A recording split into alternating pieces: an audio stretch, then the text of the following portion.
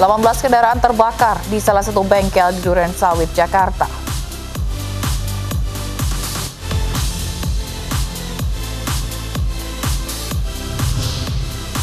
Warga saling dorong dan berdesakan untuk mengurus bantuan modal usaha bagi pelaku usaha mikro.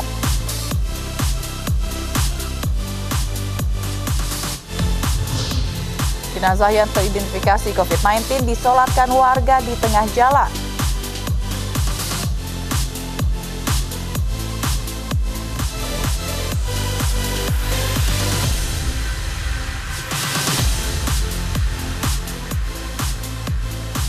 Selamat malam pemirsa, Peraturan Daerah Penanggulangan COVID-19 DKI Jakarta telah disahkan.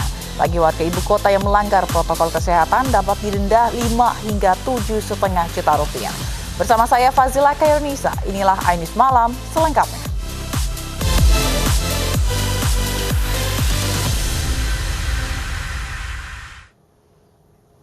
Diduga akibat arus pendek listrik, 3 rumah di Jatinegara, Jakarta Timur terbakar. Akses menuju lokasi yang sempit menghambat pemadaman.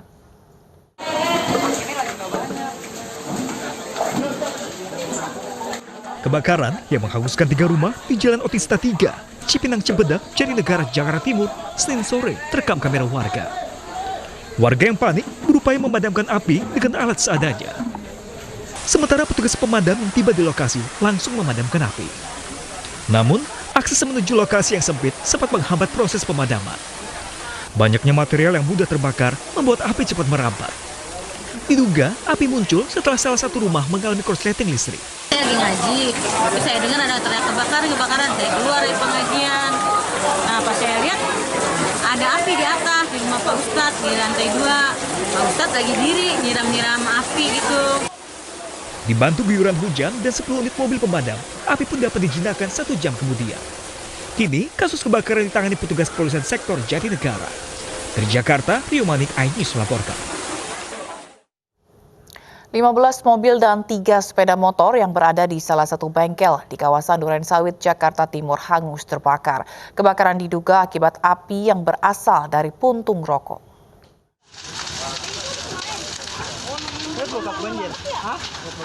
Api dengan cepat membakar belasan kendaraan yang berada di dalam dan luar bengkel di kawasan Durensawit, Jakarta Timur, Senin siang. Banyaknya bahan yang mudah terbakar membuat api dengan cepat menyebar. Api berhasil dipadamkan 1 jam kemudian dan 14 mobil pemadam kebakaran diterjunkan. Petugas pemadam kebakaran sempat terkendala sempitnya akses masuk ke lokasi. Menurut saksi, api berasal dari puntung rokok yang dibuang seorang pengendara motor saat melintas di depan bengkel. Kurang lebih tadi informasi dari karyawan bengkel sedang mencuci pelampung bensin. Terus tiba-tiba ada orang yang lewat katanya membuang puntung rokok sehingga terjadi penyalaan dan menyambar sekitarnya. Bang, berapa mobil dikerahkan? Kita sampai saat ini 14 unit kita luncurkan ke TKP. Kesulitannya apa, Bang? Kesulitan jalan masuknya kecil saja, namun sumber air sangat kesulitan sekali. Ada korban atau tidak? Korban alhamdulillah masih. Kerugian diperkirakan? Kalau diperkirakan kalau dikalikan mobil 100 ya kurang lebih mencapai 1,5 lah, 1,5 M. Tidak ada korban jiwa dalam kejadian ini. Sementara kasus ditangani petugas kepolisian sektor Durensawit. Dari Jakarta, Rio Manik, iNews melaporkan. Aksi balap liar geng motor yang meresahkan warga di Medan, Sumatera Utara dibubarkan polisi. 10 remaja yang terlibat balap liar diamankan.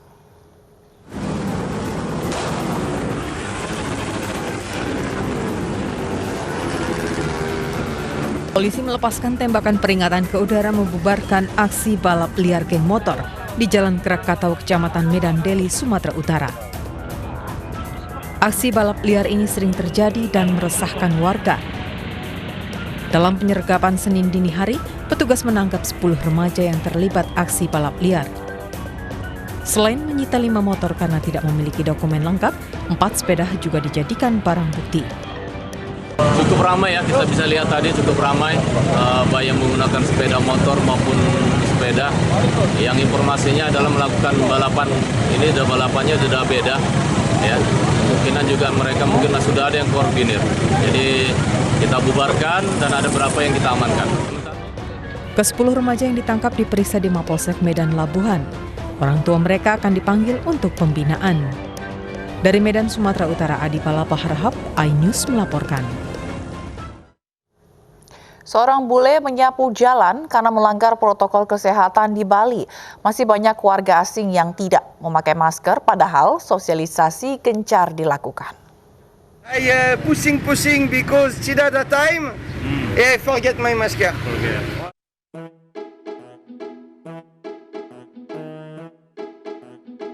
Warga negara Spanyol Lionel Di Mayo disanksi karena melanggar protokol kesehatan. Ia tertangkap tidak memakai masker sehingga Di Mayo disanksi membersihkan trotoar di kawasan Desa Cagu, Kuta Utara, Badung, Bali. Pria yang berprofesi sebagai juru masak ini beralasan lupa memakai masker karena terburu-buru berangkat ke tempat kerja. Because this morning I go kerja, I pushing because tidak ada time. I forget my masker. Okay. Tomorrow.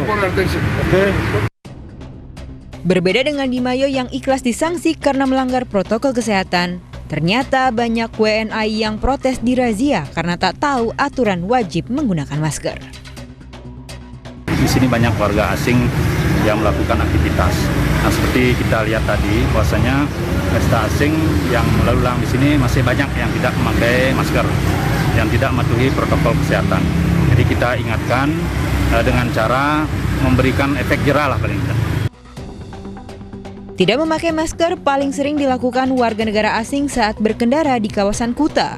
Padahal pemerintah setempat telah menyosialisasikan penerapan 3M, memakai masker, mencuci tangan, dan menjaga jarak fisik untuk mencegah penyebaran COVID-19 di Pulau Dewata. Dari Badung, Bali, Bagus Alit, iNews melaporkan. Polisi menangkap seorang artis sinetron berinisial RR karena kedapatan mengkonsumsi narkoba jenis sabu. RR ditangkap kemarin di sebuah hotel di Depok. Kabid Humas Polda Metro Jaya, Kombes Pol Yusri Yunus menyatakan RR ditangkap dengan barang bukti 0,4 gram sabu beserta bungkus klip sabu dan sebuah alat hisap. Diketahui RR membeli sabu seharga Rp400.000 ke pengedar berinisial P yang masih buron. RR juga diketahui sudah 5 kali membeli narkoba ke 5 pengedar yang berbeda. Dari hasil pemeriksaan interogasi awal, bahwa memang dia membeli sabu-sabu ini seharga Rp400.000 ya dari seseorang inisialnya P. Kenapa saya tidak hadirkan di sini? Karena yang bersangkutan memang masih berusia sekitar 17 tahun lebih. Ya, makanya nanti akan ada pendampingan karena anak ini anak di bawah umur. Sistem peradilannya pun nanti sistem peradilan di bawah umur. Makanya saya tidak bisa hadirkan. Kemudian dari hasil interogasi juga bahwa memang yang bersangkutan ini sudah cukup lama membeli, bahkan pengakuan awal dia sudah membeli sekitar 5 kali ya. 5 kali di orang-orang yang berbeda, makanya kami masih mendalami terus untuk pemasok lainnya. Ya, termasuk yang sekarang kita kejar P ya, inisialnya P yang terakhir dia membeli sekitar harga Rp400.000. Kemudian yang bersangkutan kita lakukan tes urin. Hasilnya adalah positif. 2 anggota polisi lalu lintas Polda Bali diberi sanksi administrasi lantaran terbukti mengawal warga dengan mobil patroli saat olahraga lari di Jalan Bypass Ngurah Rai Bali. Keduanya juga diberi peringatan untuk membuat pernyataan permohonan maaf.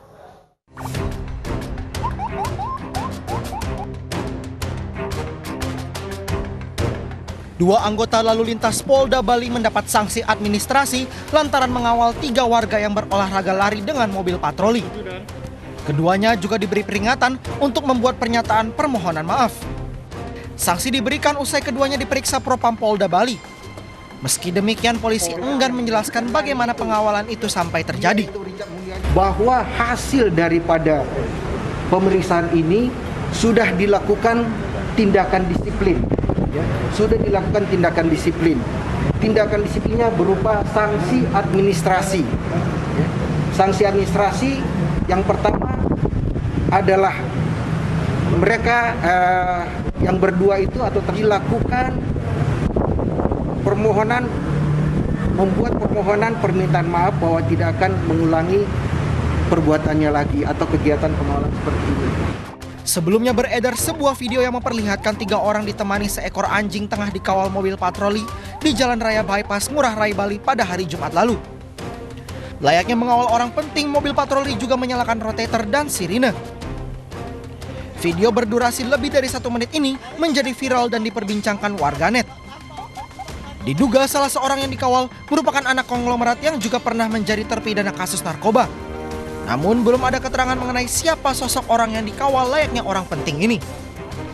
Dari Denpasar, Bali, Indira Ari, iNews melaporkan. Polda Metro Jaya melakukan pelimpahan tahap 2 tersangka John K. beserta barang bukti terkait kasus pembunuhan berencana serta penganiayaan ke Kejaksaan Negeri Jakarta Barat. Kejaksaan juga memperpanjang penahanan selama 20 hari ke depan.